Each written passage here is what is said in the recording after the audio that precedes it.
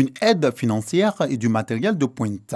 C'est la promesse faite à l'ONG Padre Pio par le RCDAO, Réseau des chambres des experts européens, département Afrique de l'Ouest. Un appui prévu pour contribuer à la prise en charge des orphelins et handicapés sourds-muets. Cette promesse est matérialisée à travers la présente signature de convention de partenariat entre les deux entités, des structures qui œuvrent pour le bien-être des couches défavorisées. La convention a été signée par Sidiki Sangaré, président Afrique du RCDAO, et Palumbo Vinenzo, président de l'ONG Padre Pio. Nous avons une maison d'accueil, nous avons un orphelinat, 2 villages pour les enfants handicapés et tout ça. Donc, avec RCDAO, on va agrandir encore plus cette parcours de mesures d'accompagnement pour l'enfance et surtout pour l'enfant pauvre. Nous avons 2 enfants à Bonoa, Sosoumien, donc cette convention va leur permettre de financer les hébergements, les prises en charge, les frais d'hospitalisation, tout ce qu'il faut pour qu'ils puissent entendre comme vous et moi. Cette ONG est basée à Bonoa. Elle met à la disposition des personnes vivant avec handicap et des orphelins un centre d'accueil.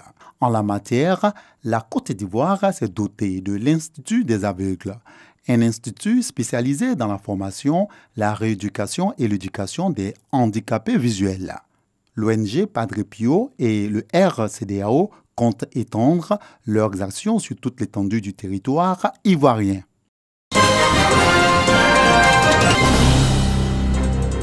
Presque île située dans la commune de Port-Boué, le village d'Adjaoui-Koubé, autrefois paisible, s'est transformé ces dernières années en zone criminogène. Ça fait environ 3 à 4 ans que les zones déguerpies des différents quartiers d'Abidjan sont venus si nombreux à Adjaoui-Koubé, à tel point que vraiment on avait peur de sortir.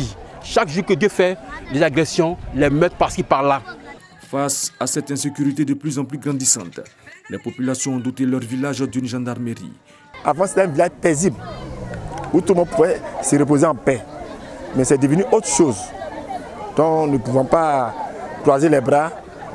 Nous sommes forcés, nous sommes entendus pour quand même construire une gendarmerie et à l'État de Côte d'Ivoire pour notre sécurité. La bâtisse a été remise officiellement aux autorités de la gendarmerie nationale. Chers parents, vous avez fait votre part. Vous avez fait votre part et la balle maintenant est dans notre camp, dans le camp de la gendarmerie. Et nous nous engageons ici et maintenant à remplir cette part-là qui nous revient. Les populations pourront vaquer à leurs occupations, dormir tranquillement sans qu'on ne vienne vraiment les gêner. Donc c'est pour nous un grand jour aujourd'hui. Une nouvelle brigade qui vient donc renforcer la sécurité des populations d'Adjaoui-Koubé qui entendent collaborer avec les forces en présence. Le projet de loi adopté en Conseil des ministres relatif à la participation politique des femmes dans les assemblées et élus a fait l'objet d'une conférence ce 8 mars à l'occasion de la Journée internationale de la femme. Le jour tant attendu est arrivé. Notre avant-projet de loi est maintenant adopté, il est devenu projet de loi et il va bientôt aller à l'Assemblée nationale. C'est ce pourquoi nous sommes ici, pour nous réjouir d'abord et secondo, analyser le texte qui a été adopté en Conseil des ministres, relever quelques insuffisances pour nous préparer à nous battre au niveau de l'Assemblée nationale. Nous sommes disposés à offrir toutes nos expertises à l'Assemblée nationale, aux commissions qui y travaillent, de façon à ce que ce texte soit amélioré, qu'il réponde vraiment à ce que les femmes ont souhaité. La première chose que nous avons souhaité, c'est qu'il y ait une différence entre les scrutins nominaux, uninominaux et les scrutins de liste.